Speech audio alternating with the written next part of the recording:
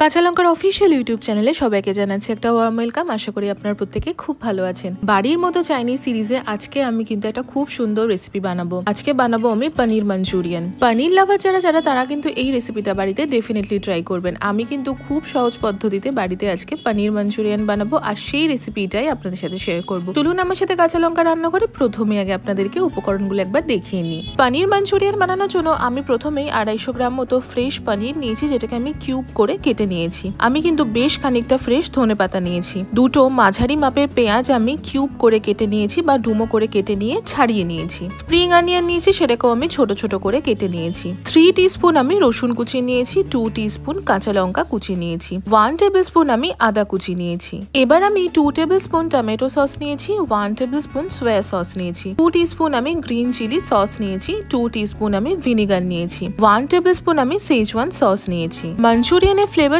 কিন্তু একটু ট্যাঙ্গি হয় আর একটু স্পাইসিও হয়, তাই জন্য সসের যে ভাগটা সেটা কিন্তু খুব ইম্পর্টেন্ট।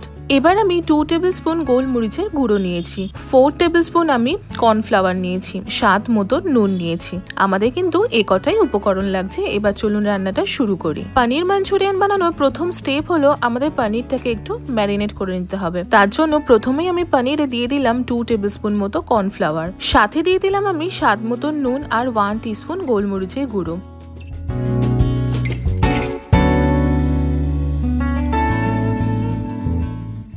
এবার পনিরের সাথে আমি সবকিছু খুব ভালো করে মিশিয়ে নেব। আপনারা নিশ্চয়ই খেয়াল করেছেন আমি কিন্তু পনিরটা ভাজার জন্য কোনো ব্যাটার রেডি করিনি। পনির মাঞ্চুরিয়ান বানানোর জন্য কিন্তু কোনো ব্যাটার রেডি করতে হয় না বা পনিরটাকে ডিপ ফ্রাই করারও প্রয়োজন পড়ে না। এইভাবে একটু ম্যারিনেট করে নিয়ে তেলে ভেজে নিলেই কিন্তু হয়ে যায়। পনিরটা আমাদের ম্যারিনেট করা হয়ে গেছে। এবার আমরা পনিরটা ভেজে নেব। তার জন্য আমি একটা ফ্রাইং প্যানে 2 টেবিল স্পুন মতো সাদা তেল বা ভেজিটেবল অয়েল আগে গরম করে নেব। তেলটা গরম হয়ে গেলেই আমি পনির কিউবসগুলো একে একে দিয়ে দেবো। পনির কিউবসগুলো দিয়ে এপিট ওপিট ভালো করে একটু ভেজে নেব।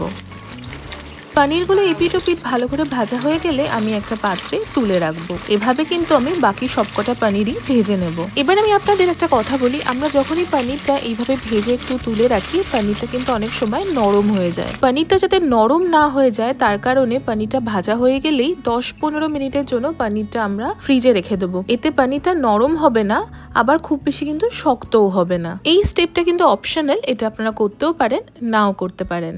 পনিরগুলো তো আমাদের ভাজা হয়ে গেছে। এবার আমি ফাইনাল রান্নাটা শুরু করব। তার জন্য আমি ওই সেম প্যানটাই ব্যবহার করছি যেখানে আমি পনিরটা ভেজে নিয়েছিলাম। সেখানে যথেষ্ট পরিমাণে তেল আছে, আর কোনো তেলের প্রয়োজন নেই। আর তেলটা গরমই আছে, তাই আমি তেলে প্রথমেই দিয়ে দিলাম রসুন কুচি, সাথে দিয়ে দিলাম লঙ্কা কুচি আর আদা কুচি। মিনিট খানেক ভালো করে সতে করে নিয়ে আমি পেঁয়াজটা আর স্প্রিং অনিয়নটাও দিয়ে দিলাম। এবার হাই ফ্লেমে আমি বেশ 2 থেকে 3 মিনিট মতো সবকিছু একটু ভালো করে ভেজে নেব। যতক্ষণে ভাজা হচ্ছে ততক্ষণে আমি একটু ফ্রেশ ধনেপাতা কেটে নেব। যে কোনো মাঞ্চুরিয়ান রেসিপিতে কিন্তু ধনেপাতার ফ্লেভারটা ভীষণ ইম্পর্টেন্ট। বেশ অনেকটা পরিমাণে ধনেপাতা কিন্তু লাগে, আর এই ধনেপাতাটা দিলে কিন্তু বেশ সুন্দর একটা ফ্লেভারও আসে। ধনেপাতাগুলোকে ভালো করে ছোট ছোট করে কেটে আমি দিতে থাকবো আর দিয়ে মেশাতে থাকবো।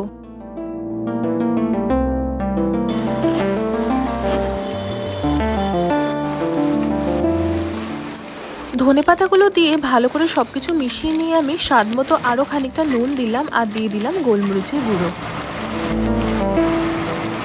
তবে নুনটা কিন্তু সবসময় বুঝে ব্যবহার করবেন, কারণ আমরা সস দেবো, সসেও কিন্তু অনেকটা পরিমাণে নুন থাকে। নুন আর গোলমরিচের গুঁড়োটা দিয়ে কিন্তু আমি বেশ খানিকক্ষণ আরেকটু এটাকে রান্না করে নেবো। যতক্ষণ রান্না করছি তার মাঝখানে আমি সস মিক্সটা বানিয়ে নেব।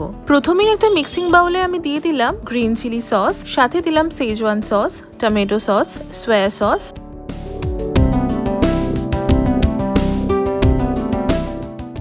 ভিনিগার আর হাফ কাপ মতো জল। সবকিছু বেশ ভালো করে একটু মিশিয়ে নেব।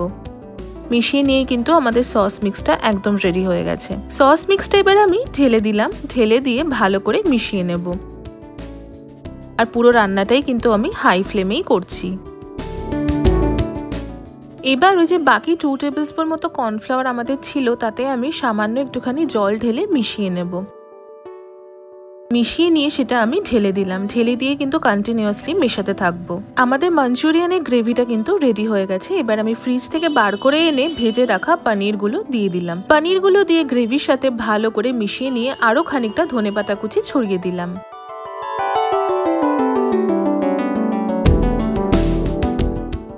একটা ফাইনাল মিক্স করে নিলাম। আমাদের পনির মাঞ্চুরিয়ান কিন্তু একদম রেডি হয়ে গেছে।